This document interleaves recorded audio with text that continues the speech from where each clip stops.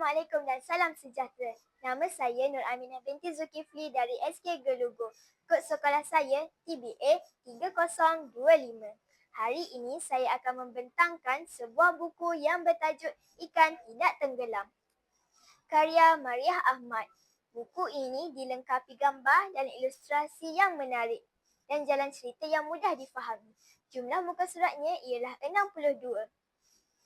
Dan buku ini sesuai dibaca oleh murid tahap 2 sekolah rendah. Buku ini mengisahkan tentang seekor ikan yang tidak tenggelam.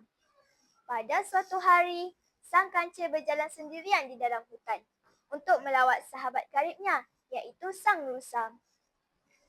Setelah seharian berjalan, dia memutuskan untuk meminum air di sebatang anak sungai.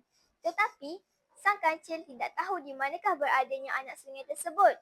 Dalam perjalanannya, dia ternampak sang monyet yang sedang bergayut pada sebatang pokok pisang.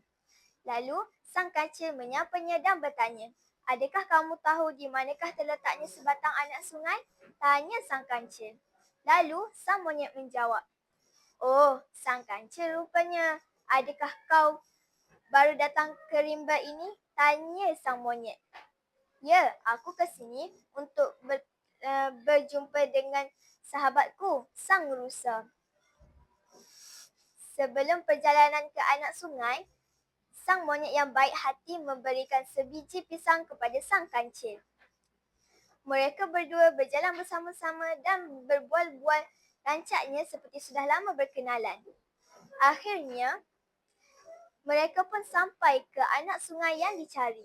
Sang monyet berkata kepada sang kancil, "Boleh minum dan mandi di sana." Sang kancil bertanya kepada sang monyet, Di dalam sungai itu tidak ada haiwan yang membahayakan. Tidak ada haiwan yang membahayakah, sang monyet? Tanya sang kancil dengan hati yang gusar kerana sungai di hutan rimbanya terdapat banyak buaya yang ganas dan jahat. "Oh, sungai itu tidak berbahaya. Tidak ada buaya yang menghuninya." Sang kancil mendekati sungai itu lalu meminum sepuas-puas hatinya. Ternyata memang benar, sungai itu tidak ada haiwan yang berbahaya. Tiba-tiba, air berkocak. Sang kancil sangat terkejut dan berlari naik ke darat. Sang kancil memberitahu sang monyet. Lalu, sang monyet memanjat pokok untuk melihat haiwan apakah yang telah menakutkan sang kancil. Tiba-tiba, muncullah si ikan. Si ikan melompat-lompat sambil berenang di dalam air dengan gembira. Sang monyet memperkenalkan sang kancil dengan si ikan. Sang kancil bertanya kepada si ikan, "Bagaimanakah kamu tidak tenggelam di dalam air?" Sebenarnya, ketupatan saiz berat objek terhadap saiznya, benda yang lebih tumpat daripada air akan tenggelam. Manakala objek yang kurang tumpat daripada air akan timbul.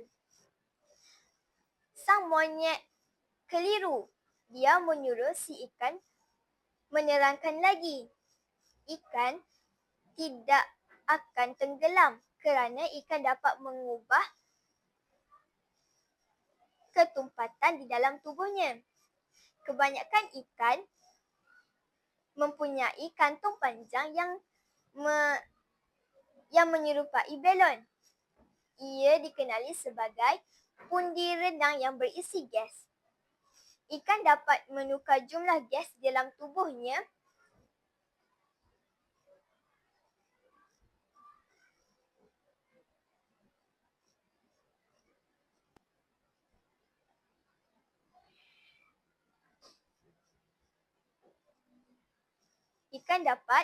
mengurangkan jumlah gas dalam tubuhnya dengan pundi renangnya supaya ketupatan tubuhnya sama dengan ketupatan air di sekelilingnya. Sang monyet dan sang kancil bersungguh-sungguh mendengar cerita menarik daripada si ikan. Si ikan juga gembira apabila mendapat sahabat baik seperti mereka. Sang kancil berterima kasih kepada sang ikan kerana sudi berkongsi cerita yang menarik dengan mereka. sang monyet dan sang kancil kagum dengan kehidupan si ikan. Daripada cerita ini, kita mendapat pengajaran yang penting. Sifat ingin tahu merupakan satu sifat yang baik untuk pengetahuan diri kita. Kesimpulannya, buku ini sangat menarik kerana dapat memberi pengajaran kepada kita semua. Sebelum saya mengundurkan diri, izinkan saya berakhir dengan sepatah pantun. Serangkap pantun.